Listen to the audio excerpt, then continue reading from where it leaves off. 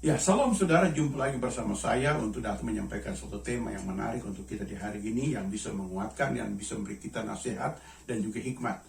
Tema adalah membangun hidup yang kokoh, tahan uji dalam segala musim. Nah, firman Tuhan berkata dalam Matius pasal yang ke-7, ya kalau kita baca di ayat, disebutkan di dalam pasal 7 ini, di ayat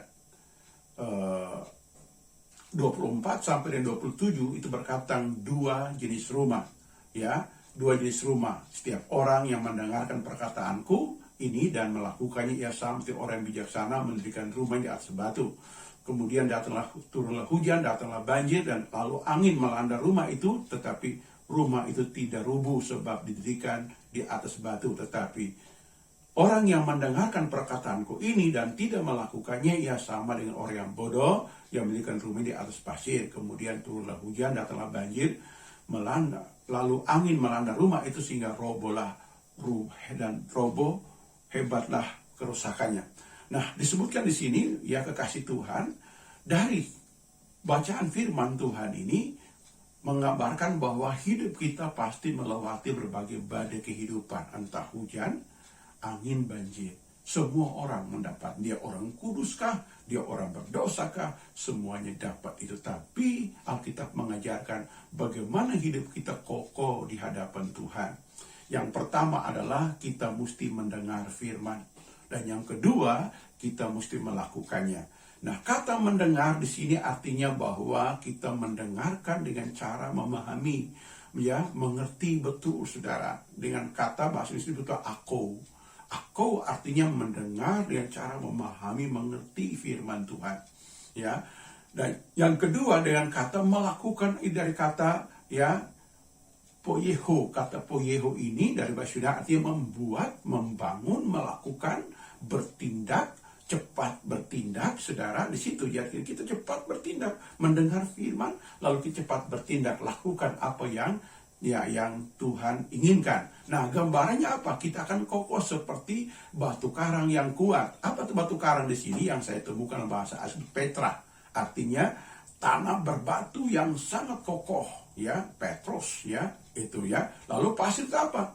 Ya, tanah yang bercampur dengan hama, ya, dengan, ya, pasir tumpukan tanah, ya, pasir di tepi pantai itu mudah berubah-ubah. Itu gambarannya seperti itu.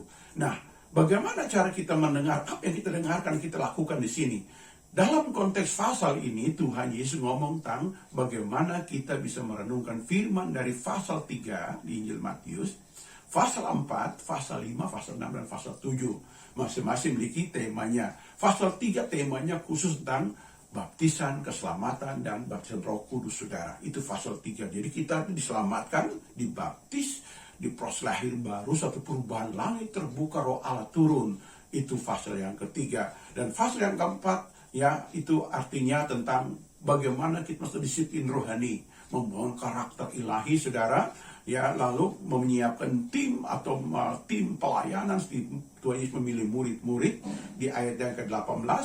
Lalu kita mulai mengajar, menyembuhkan orang sakit. Di pasal 4 banyak sekali orang sakit, saudara.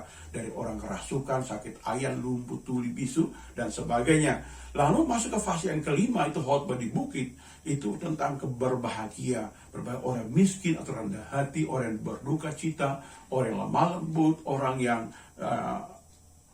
yang hatinya suci, orang yang haus lapar akan kebenaran, orang menderita karena kebenaran. Kita mendengar, mengerti, dan melakukan satu persatu, saudara. Hidup kita akan kokoh. Nah, dia masih dalam fase kelima, maka disebutkan bahwa kita akan disebut sebagai garam dan terang dunia. Nah, ibaratkan Tuhan sebagai garam dan terang dunia. Sebab terang artinya memberikan penerangan, memberikan penjelasan, memberi pengajaran. Itu terang. Garam artinya memberikan pengaruh yang positif, pengaruh yang baik, pengaruh yang benar, pengaruh yang kudus untuk menguduskan di sekitar kita. Saudara, garam dapur hanya taruh di toples, nggak ada guna apa-apa, saudara. Mesti ditaburkan ke sayur, ke ikan, ya, ke masakan-masakan, dan kita menjadi enak. Bahkan kalau manusia kurang garam, saudara, dia bisa pikun cepat, saudara, dia bisa sakit. Lalu di fase yang 5, saudara, disebutkan Yesus menggenapi hukum Taurat, ngomong tentang jangan membunuh, jangan berzina, jangan bersumpah palsu. Bahkan ya disebutkan kita harus mengasihi musuh-musuh kita, saudara. Lalu mengatakan Tuhan itu kasih yang sempurna. Kita mesti ikuti apa yang Tuhan inginkan. Lalu masuk ke fase yang keempat, ngomong tentang sedekah. Kita murah hati memberi, menolong. Kita berdiakonia, kita memberi, menabur untuk pekerjaan Tuhan. Di ayat 1 sampai ayat keempat. Lalu masih dalam fase yang keenam, bagaimana kita berdoa dalam doa Bapa Kami yang sangat terkenal. Dan doa puasa, saudara. Lalu mengumpulkan harta, jangan hanya kumpul di bumi, tapi kita kumpul di sorga, invest di sorga. Di mana ada harta, situ hatimu berada. Jadi Bapak Ibu yang selalu menjadi donatur, yang melayani, menabur harta, engkau sangat rindu kepada Tuhan. Karena memang kita di bumi ini hanya sementara, musafir di bumi ini, saudara. Lalu di fase 6 itu ngomong tentang kekhawatiran. Nggak perlu khawatir, yang pelihara kita Tuhan. Kita dengar, mengerti, oh ya Tuhan memelihara hidupku. Lalu masuk ke fase 7, ngomong tentang menghakimi. Jangan kita menghakimi, jangan memberikan harta kudus berharga pada mulu babi. Artinya kalau nasihat orang nggak mau terima, ya udah, mau apa lagi? Ya, niat baik itu ditolak, ya mau apa lagi, saudara? Pengabulan doa, lalu jalan yang benar, dalam menghadap pengajaran sesat, naik nabi-nabi palsu, ya kita menghadapinya, saudara. Kita membedakan, kita nggak boleh kagum hanya kepada orang punya karunia, tapi bagaimana karakter dia, ketulusan dia, integritasnya, saudara. Disitulah kita belajar. Lalu itu yang disebut sebagai dasar yang kokoh, mendengar, melakukan dalam hidup kita. Kalau mendengar dan tidak melakukan, kita dikatakan sebagai orang bodoh. Dan kita akan tunggu waktu kehancuran hidup kita. Sebelum kita mati, kita sudah hancur duluan. Ya, mungkin asetnya diambil, saudara. Aset kita habis, kesehatan kita bubrok, saudara. Hidup kita jadi kacau balau. Kenapa, saudara? Karena kita nggak mau rendah hati, kita nggak mau taat kepada firman Tuhan kita dengar. Sehingga kesimpulan kita hari ini yang pertama, kita mesti mendengar apa kata firman. Mendengar dan usahakan sampai mengerti. Kata mengerti artinya kita bisa temukan di kamus, kita bisa dengar khotbah dari orang di YouTube atau di mana, memberi pengertian eksegesinya seperti apa, mendengar mengerti, atau kita bawa dalam doa, saudara. Lalu kita melakukan, ya, lakukan satu demi satu, saudara.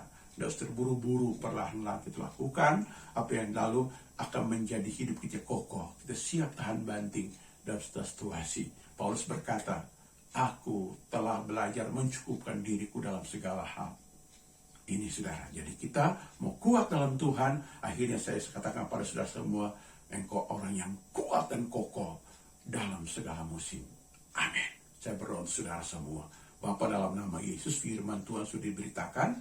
Berkati umat-umatmu untuk mendengarkan. Yang telah mendengarkan ini, taruh hikmat dan bijaksana, rubah pola hidup, pola pikir di dalam nama Tuhan Yesus. Haleluya. Amin, amin, amin, amin.